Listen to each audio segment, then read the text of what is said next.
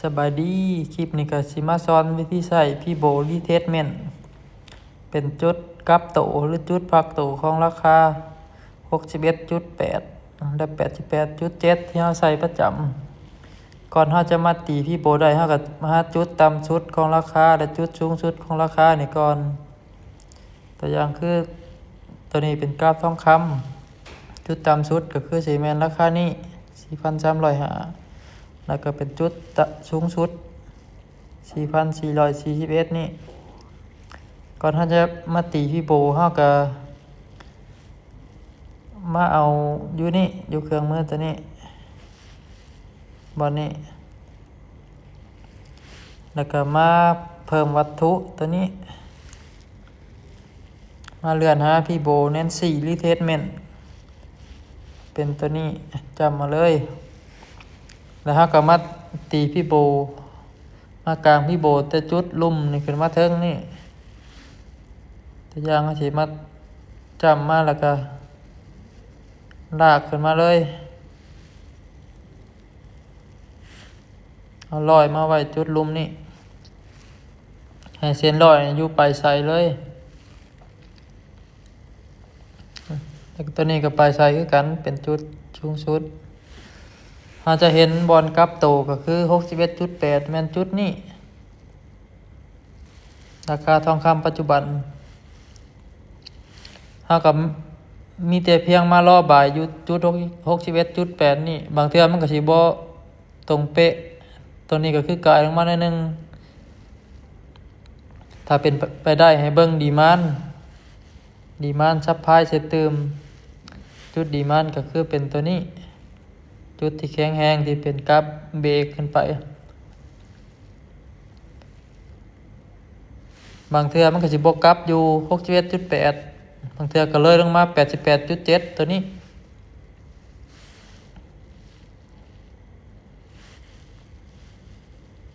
แต่ตัวนี้มาฮอด 61.8 แล้วก็กลับขึ้นไปเลยถ้าแม่นเฮามาเข้าบายอยู่นี่แล้วมันทะลุลงมาเฮาก็มีแต่เพียงมารอบายอยู่ 88.7 นี่เป็นหลักการที่เฮาใช้ประจำแล้วก็สำหรับ TP แม่นเฮาก็เอาพี่โบนันซี่มาใหม่เครื่องมือตัวเก่านี่มากลางจากจุดเทิงสุดแล้วก็มารุมสุดของราคาบอลที่เฮาเข้านี่ดึงลงมาเลยไปใส่ตรงเป๊ะแล้วก็ไปใส่เทิงสำหรับที่พี่บอลเฮาสิปิดเอากำไรสำหรับเฮาขาวแล้วก็แม่น161.8 ตัวนี้ประมาณ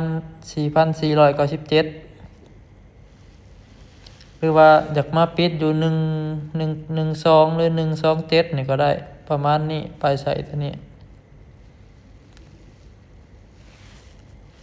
แล้วถ้าจะตีให้เบิ่งอีกชุดหนึ่งเป็นตัวกราฟย้อนหลังนี่ตัวอย่างเป็นชุดนี้ชุดที่ว่าลงมาแล้วมีเบรกขึ้นมาแล้วมาพักโตอยู่จุดนี้เมื่อกราฟลงมาเฮ็ดดีมานด์ไว้นี่แล้วกราฟขึ้นไปสำหรับเฮาสิเซลเฮาก็มาตีพี่โบยคือเก่าไปเพิ่มอยู่เครื่องมือมานี่แล้วก็เลือกวัตถุก็ไปเลือกพี่โบรีเทสเมนต์แล้วก็มากางแต่เทิงลงมาซูนลงมาไว้ลุม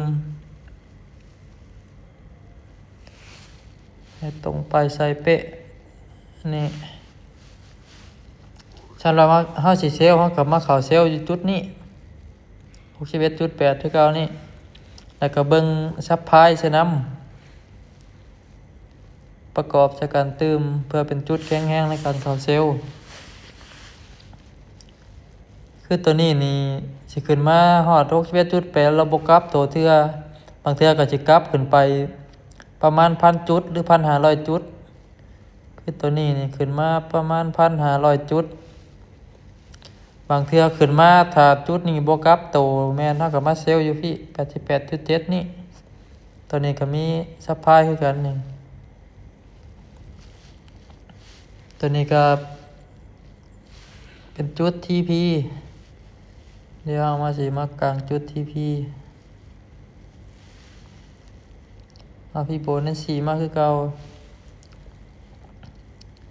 มากลางใช้ตัวนี้บอลเฮา